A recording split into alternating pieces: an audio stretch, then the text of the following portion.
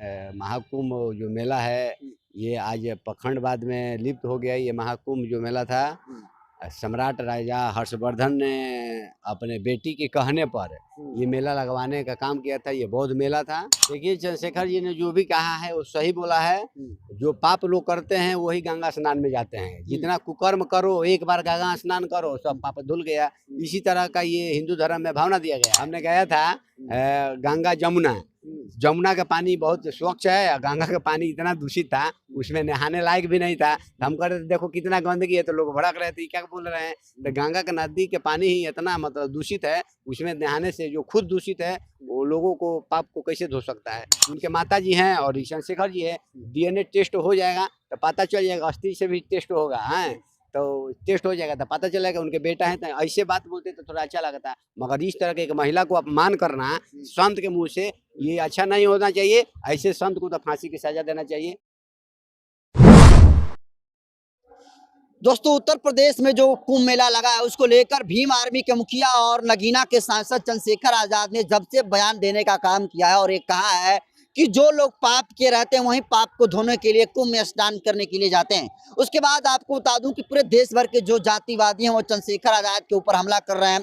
कुछ लोग चंद्रशेखर आजाद के माँ के ऊपर भी सवाल कर रहे हैं कि इनकी माँ ने जो है किसी के साथ जाकर पाप किया होगा, तभी जाकर चंद्रशेखर आजाद जैसे लोग पैदा हुए। उसके बाद बहुत सारे धर्म गुरुओं के द्वारा चंद्रशेखर आजाद को गर्दन उतार कर गंगा में जो है प्रवाहित करने के लिए तमाम तरीके से बातें कह रहे हैं। लेकिन आखिर महाकुंभ की क्या है सच्चाई, इस पर हमारे साथ बातचीत करने के लिए काफी तेज तरार भंते जी हैं, विमल कृति हैं और काफी मशहूर हैं और काफी इंटेलेक्चुअल इनका बात होता है। तो पहले स्वागत है भंते जी। बहुत बहुत धन्यवाद। आप जनतंत्र खबर और जनता दर्पण को आप धन्यवाद करते हैं और तहे दिल से स्वागत करते हैं और दिन दुना रात चौगुना आप लोग आगे बढ़िए। महाकुंभ को आप कैसे देख रहे हैं?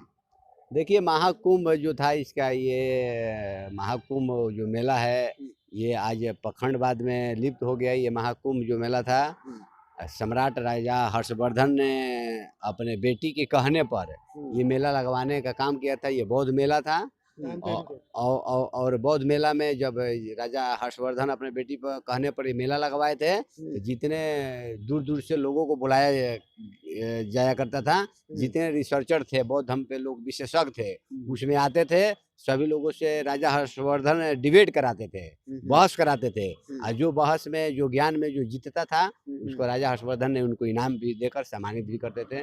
इस तरह का ये बौद्धों का मेला था।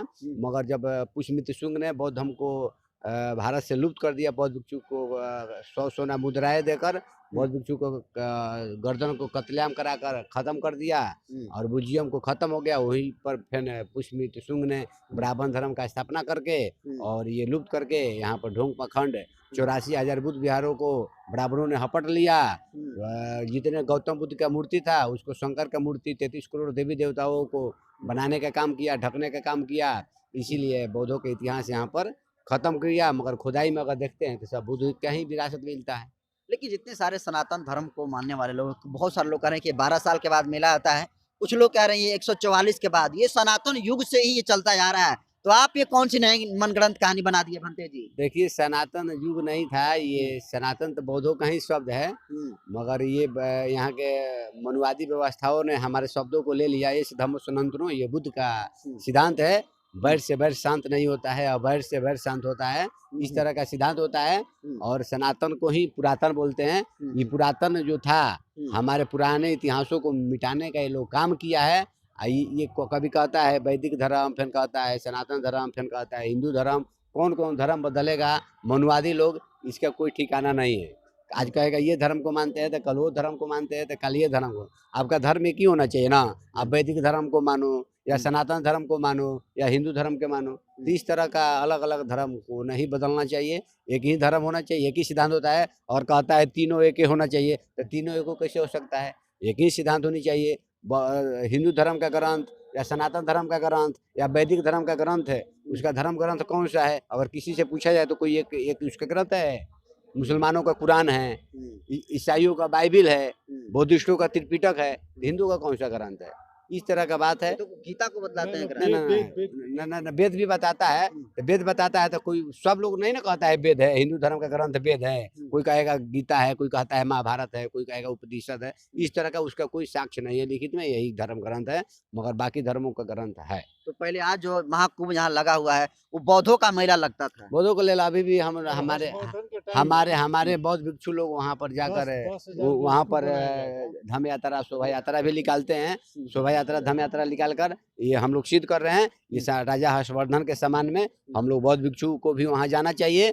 ये पाप धोने के लिए नहीं जाना चाहिए, वहाँ पाप धोने के लिए नहीं जाना चाहिए। बौद्ध भिक्षु जाकर अपने महापुरुषों का विरासत जो है उसको बचाने के लिए सब बौद्धिस्टों को, जितने बाबा साहब बोधिसत्व है, बाबा साहब जितने बुद्ध के अनुयायी हैं, उपासक उपासिकाएं हैं, सब लोग वहाँ जाकर अपने महापुरुषों के विरासत को बचाकर अपना वहाँ अधिकार जताना चाहिए। लेकिन आमतौर पर जो बड़े बड़े धर्म गुरुओं के द्वारा कहा जाता रहा है, जो हम लोग बहुत पहले से सुनते आ रहे हैं कि कुंभ मेला में वही लोग जाते हैं जिन्होंने पाप किया है। तो जो लोग जाने अनजाने में जो पाप होता है उसी को धोने के लिए लोग कुंभ में स्नान करते हैं, उसके बाद उनका पाप मिट जाता है। और इसी बात को दोहराने का काम भीम आर्मी के चीफ हैं और रंगीला के सांसद हैं चंद्रशेखर आजाद, उन्होंने दोहराने का काम किया है। तो बहुत सारे लोग कह रहे हैं कि उनकी माँ ने पाप किया होगा किसी दूसरे के साथ सोकर, तब जाकर ये पैदा हुए। बहुत सारे धर्म गुरु जिनको हम लोग जहाँ संत के बारे में पढ़ते हैं कि उनको यश अपने से कोई मतलब नहीं होना चाहिए, लेकिन इस चंद्रशेखर के बयान से हाथ होकर वो भी चंद्रशेखर आजाद के ऊपर ओछी टिप्पणी कर रहे हैं और कह रहे हैं कि चंद्रशेखर आजाद का गर्दन उतार कर गंगा मैया में स्नान कर देना चाहिए। तो चंद्रशेखर आजाद ने सही कहा है या गलत कहा बनते हैं? देखिए, चंद्रशेखर जी ने जो भी कहा है वो सही बोला है। जो पाप लोग करते हैं वही गंगा स्नान में जाते हैं। जितना कुकर्म करो, एक बार गंगा स्नान करो, सब पाप धुल गया। इसी तरह का ये हिंदू धर्म में भावना दिया गया है। कुछ भी काम करो, गलत करो या सही करो, गलत करो एक बार गंगा स्नान कर लो, पाप धुल जाएगा। उसी तरह का कुंभ मेला में लोगों ने प्रचलित किया। मैंने पाप धुलने के लिए ही इतना भीड़ लगता है। अगर पाप नहीं धोला जाता तो वहाँ लोग इतना भीड़ लगाते नहीं। चंद्रशेखर जी ने यह बात बोला, जिनको अगर पाप को खत्म करना है, जो पापी लोग हैं, जो कुकर्म किए हैं, जाके गंगा स्नान में हो सकता है तुम्हारा पाप धुल जाए, मगर वहाँ जाने से भी पाप धुलने वाला नहीं है। पानी तो पानी होता है, मगर सबसे ज्यादा दूषित अगर पानी होता है तो गंगा नदी का ही होता है। हमने गया था गंगा जमुना का पानी बहुत स्वच्छ है, गंगा का पानी इतना दूषित था, उसमें नहाने लायक भी नहीं था। हम कह रहे थे देखो कितना गंदगी है, तो लोग भड़क रहे थे क्या बोल रहे हैं। तो गंगा का नदी के पानी ही इतना मतलब दूषित है, उसमें नहाने से जो खुद दूषित है वो लोगों को पाप को कैसे धो सकता है। इसीलिए उससे अच्छा है नहर के पानी, नलका का पानी, कुआं का पानी ले स्नान करो, है ना। इस तरह का होना चाहिए। इसीलिए बोधिसत्व संत कबीर रविदास जी बोले थे, मन है चंगा तो व्यर्थ है गंगा। मन है चंगा तो व्यर्थ है गंगा। उस गंगा स्नान में जाने की जरूरत नहीं है। अपने घर में स्नान करो, अच्छा कर्म करो, जो जैसा करनी करे वैसा ही फल होए। बोया बीज बाबुल का आम कभी ना हो। अपना अच्छा कर्म करिए, जो जैसा कर्म करता है, तथागत बुद्ध कहते हैं किसान जैसा बीजारोपण करता है वैसा ही फसल उगाता है। आप जैसा कर्म करेंगे वैसा फल मिलेगा। उसके पुण्य और पाप से मतलब नहीं है, वो कर्म से मतलब होता है। लेकिन चंद्रशेखर आजाद ने जो बयान दिया उसको लेकर जो धर्म गुरुओं के द्वारा कहा जा रहा है, ऐसे ऐसे शब्दों का इस्तेमाल कहा जा रहा है कि यहाँ पर बताना मुश्किल है। क्या ऐसे संतों के लिए क्या कहेंगे? हम तो जहाँ तक संतों के बारे में जानते हैं उन्हें यश अपयश से कोई मतलब नहीं रहता है, तो फिर क्यों इतना चंद्रशेखर के बयान को सीरियस लेकर अनाप शनाप बोल रहे हैं? ऐसे संतों के लिए क्या कहेंगे बनते? देखिए, तथागत बुद्ध ने बोले हैं तीसरे नंबर पर सम्यक वाणी, सम्यक वाचा। वाचा मतलब वाणी होता है, वाणी को सुधार के रखना चाहिए। जो संत होता है कोई भी उससे कुछ भी बोल देता है, मगर संत के मुंह से गलत बात नहीं आनी चाहिए। जो भी बात आनी चाहिए तर्क पूर्वक आनी चाहिए। हैं, हाँ, चंद्रशेखर ने उनके माँ के बारे में असत बोला। अगर डीएनए टेस्ट किया जाएगा तो पता चल जाएगा ना चंद्रशेखर अपने पिता का औलाद है या नहीं है। तो डीएनए ऐसा साक्ष्य दो ना भाई, डीएनए टेस्ट करा दिया जाए। तो आज वैज्ञानिक युग में डीएनए टेस्ट कर लेगा। उनके पिताजी जीवित है ना, उनके पिताजी भी हैं, उनके माताजी भी हैं। नहीं है उनके पिताजी नहीं है, उनके माताजी हैं और चंद्रशेखर जी है। डीएनए टेस्ट हो जाएगा तो पता चल जाएगा, अस्थि से भी टेस्ट होगा, है तो टेस्ट हो जाएगा तो पता चलेगा उनके बेटा है। तो ऐसे बात बोलते तो थोड़ा अच्छा लगता है, मगर इस तरह के एक महिला को अपमान करना संत के मुंह से, ये अच्छा नहीं होना चाहिए। ऐसे संत को तो फांसी की सजा देना चाहिए। यानी गलत नियत रख कर हमारे माँ बहन बेटियों के प्रति ये देवदासी प्रथा लगा कर यहाँ के मनुवादियों ने इस तरह का काम किया है। इस तरह का जो संत देता है उसको एफआईआर होकर उसको सजा भुगतना चाहिए और फांसी का भी सजा होनी चाहिए। गर्दन उतारने की भी धमकी दे रहे हैं। तो गर्दन उतारने के लिए वो तो जितने हमारे बहुजन समाज के जितने शुभचिंतक बोलते हैं, इस तरह का मनमानी लोग गर्दन उतारने के लिए 50 लाख रुपया बहुत सारा इनाम रखते थे। उन लोगों को बोलने में कुछ होने वाला नहीं है। ये संविधान का युग है, ये राजतंत्र नहीं, ये लोकतंत्र है। देश में कुल 4 शंकराचार्य हैं। उन चारों शंकराचार्य में जो पढ़े लिखे हैं, जिनको इंटेलेक्चुअल शंकराचार्य माना जाता है, उनका नाम है अविवेक्तेश्वरानंद। उन्होंने भी चंद्रशेखर आजाद का बात का समर्थन किया और कहा है कि चंद्रशेखर ने तो बात सही कहा है, लोग कुंभ मेला में आते ही हैं पाप को धोने के लिए, लेकिन उस शंकराचार्य का विरोध नहीं हो रहा है, चंद्रशेखर आजाद को लोग विरोध कर रहे हैं। ना वो एक शंकराचार्य ने जो बोला है, जो आप बात बोल रहे हैं, वो अच्छा बोले बेचारे। जो वो तो स्वागत किए हैं चंद्रशेखर को, वो आए अपना दर्शन यहाँ दे चंद्रशेखर संसद जो नगीना सीट से हैं, इस तरह का बात बोले हैं। तो वो समर्थन किए हैं, फिर दोबारा वीडियो आया उनका, वो सपोर्ट किए हैं। चंद्रशेखर ने जो बात बोले हैं वो अच्छा बोले हैं। इसको राजनीतिक बात नहीं रखना चाहिए, राजनीतिक ये उठाना नहीं चाहिए। जो बात बोले हैं अच्छा बोले हैं। जो भी यहाँ आते हैं पाप धोने के लिए, हाँ, एक शंकराचार्य ने बोला था, यहाँ लोग जानबूझ के भी कोई गलती करता है, कोई जाने अनजान में भी गलती करता है। तो जाने अनजान में भी जो गलती करता है वो भी आता है, जो जान से गलती करता है वो भी गंगा स्नान में करने आता है ताकि मेरा पाप धुल जाए।